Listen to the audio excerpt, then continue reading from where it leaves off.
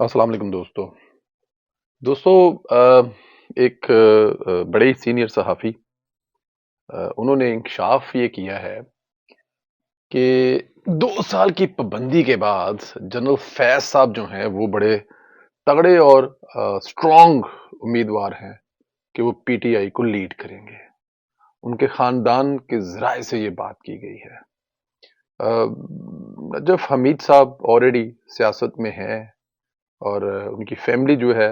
वो भी सियासत में चकवाल से इंटर है। खबर बड़े मुसद्दक ज़राए से है कि जनरल फैज साहब जो हैं वो प्लान बना के बैठे हुए हैं कि इमरान खान साहब जो हैं उनका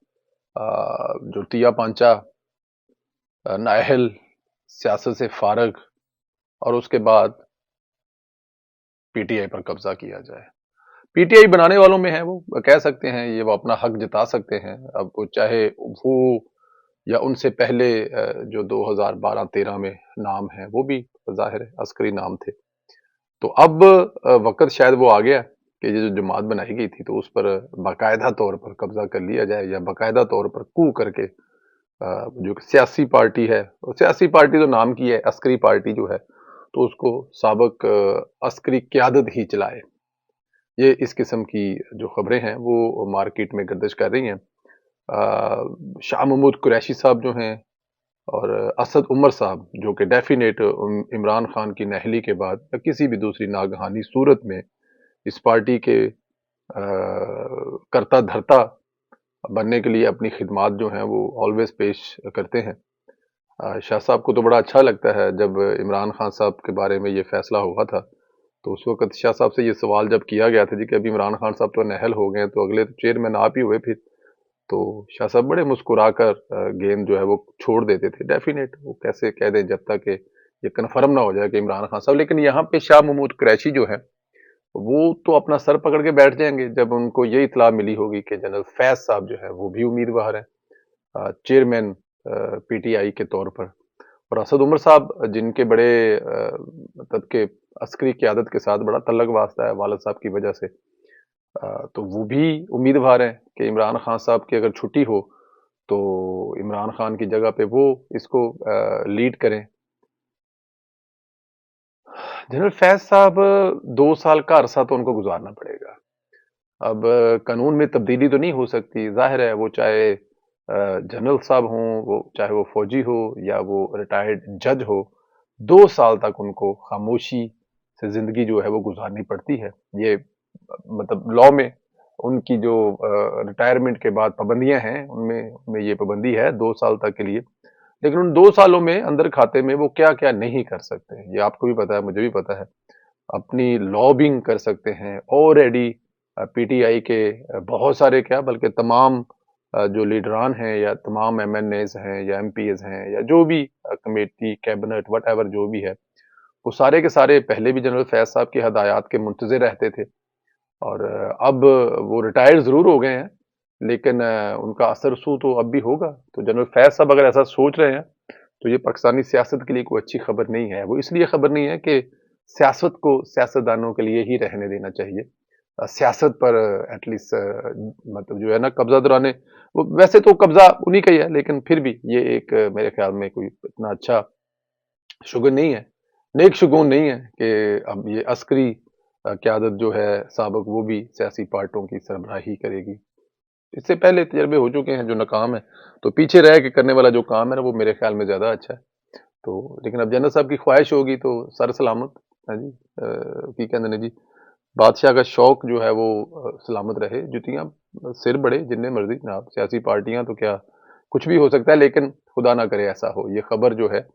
जो मुजम्मल सहबड़ी साहब ने दी है, ये खबर जो है ना ये ना ही ठीक हो या ना ही हो तो अच्छा है। जनरल साहब कम अज कम इस तरफ ना आए, जो होना था वो हो गया। मुराद सईद साहब के हवाले से खबर चल रही थी कि मुराद सईद साहब ने एक खत लिखा है प्रेसिडेंट ऑफ पाकिस्तान आरफ अलवी साहब को, जिसमें उन्होंने कहा है कि जी मेरी जान को खतरा है और मेरा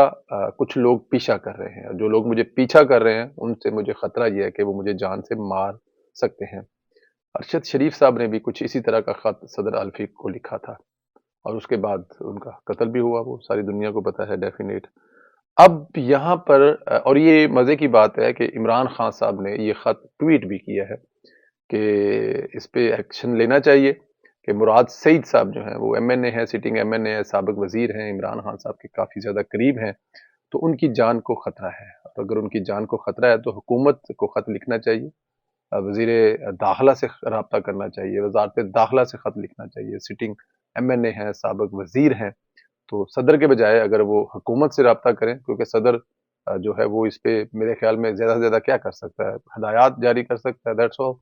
لیکن یہاں پہ اگر ان کی جان کو واقعی خطرہ ہے تو وہ جینون حکومت سے رابطہ کرے۔ دیکھیں حکومت سب کی ہے، رانا ثناء اللہ صاحب وزیر داخلہ ہیں تو وہ صرف پاکستان مسلم لیگ نون یا پی ڈی ایم کے نہیں ہیں، وہ اس ملک کے ہر شہری کے وزیر خارجہ ہیں، ان کو تحفظ فراہم کیا جانا چاہیے۔ لیکن یہاں پہ پھر شاید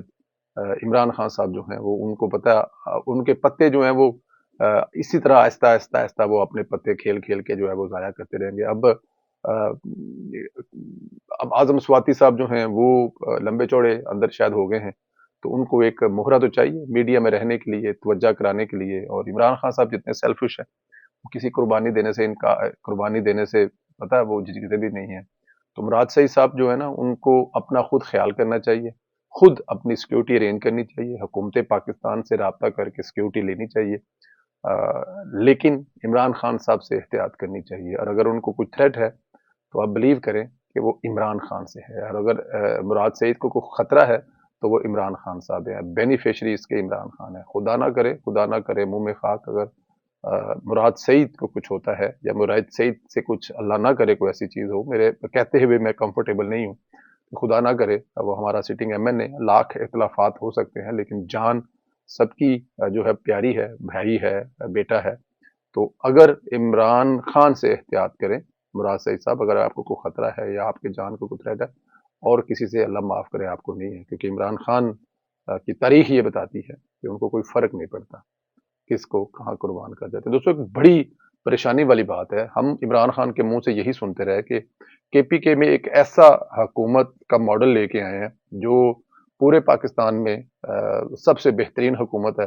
وہاں پر سے سب سے بہترین کام ہوئے ہیں، اور وہ اکثر بتاتے ہیں کہ جی کیونکہ انہوں نے کام بہت زیادہ کیا، لوگوں نے ان کو اپریشیٹ بہت زیادہ کیا، تو اسی لیے دوبارہ ان کو کے پی کے میں حکومت ملی۔ چلیں مان لیتے ہیں، کوئی بات نہیں، ہسپتال بنائے، یونیورسٹیاں بنائی، ظاہر ہے اب صوبے جو ہیں وہ اپنا اپنا بہت زیادہ جو ٹیکس ہے وہ خود اکٹھا کرتے ہیں، خود ہی وہ چلاتے ہیں، تو اس لحاظ سے تو کے پی کے کو ایک پاکستان کا لیڈنگ صوبہ ہونا چاہیے۔ عمران خان صاحب جو ہمیں بتاتے ہیں کہ ریاست مدینہ کے چیئرمین جو انہوں نے 10 سال وہاں پر حکومت کی ہے، تو اس کے بعد اس صوبے کو دنیا کے دوسرے ملکوں کو قرض دینا چاہیے، بجلی دینی چاہیے، یونیورسٹیز کے لیے پروفیسر دینے چاہیے، آئی ٹی کے انجینئر دینے چاہیے،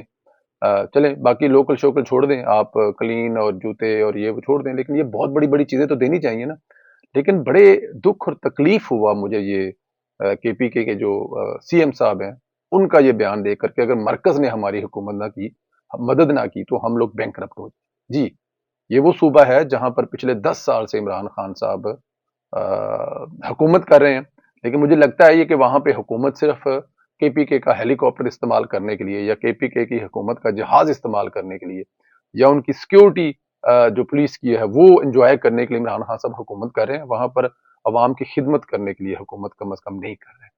دیکھیں اگر 10 سال حکومت کرنے کے بعد ایک حکومت یہ کہہ رہی ہے کہ ہم بینکرپٹ کر جائیں گے اگر مرکزی حکومت ہماری مدد نہیں کرے گی، تو میرا خیال ہے عمران خان صاحب یہ بھی آپ کی سوال یا کارکردگی کے پر سوالیہ نشان ہے۔ آپ یہ کہہ رہے ہیں کہ تمام اسمبلیاں توڑ دیں گے اور توڑ کر الیکشن کروائیں گے تو جیت کے ہم 2/3 سے آ جائیں گے۔ آپ کی حکومت پچھلے 10 سال سے جہاں پر قائم ہے وہ حکومت یہ کہہ رہی ہے کہ ہم بینکرپٹ ہو جائیں گے اگر ہمیں مرکز سے مدد نہیں ملے گی، تو عوام کیسے آپ کو ووٹ دیں گے؟ وہ مرکز میں ہوں، وہ پنجاب میں ہوں، وہ بلوچستان میں ہوں، وہ سندھ میں ہوں، کیسے مثال بنے آپ؟ جہاں پہ 10 سال سے حکومت ہے وہ تو بینکرپٹ ہو رہی ہے، کیونکہ آپ نے بیڑا غرق کر دیا اس صوبے کا، اس صوبے میں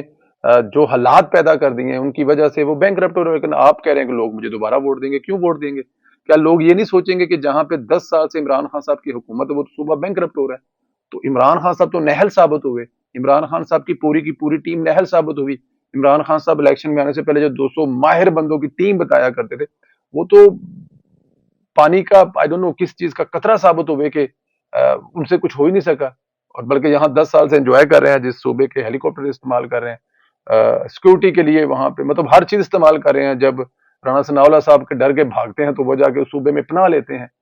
वो सूबा तो बैंक हो रहा है, और वजह ये है कि वजह बड़ी सादी सी है कि इमरान खान साहब ने अहली और उनकी टीम की नहली। तो इमरान खान साहब, लोग इतने बेवकूफ नहीं है जो आपको अंधाधुंध वोट दे देंगे। वो देखेंगे कि आपकी कारकर्दगी क्या है।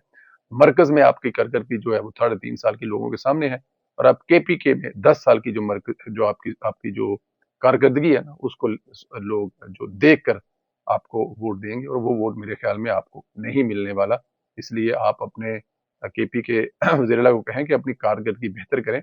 मरकज से मदद मांगने के बजाय अपने पैरों पर खड़े हों, क्योंकि आपने दोबारा इलेक्शन में जाना तो ये सवाल आपसे होने हैं।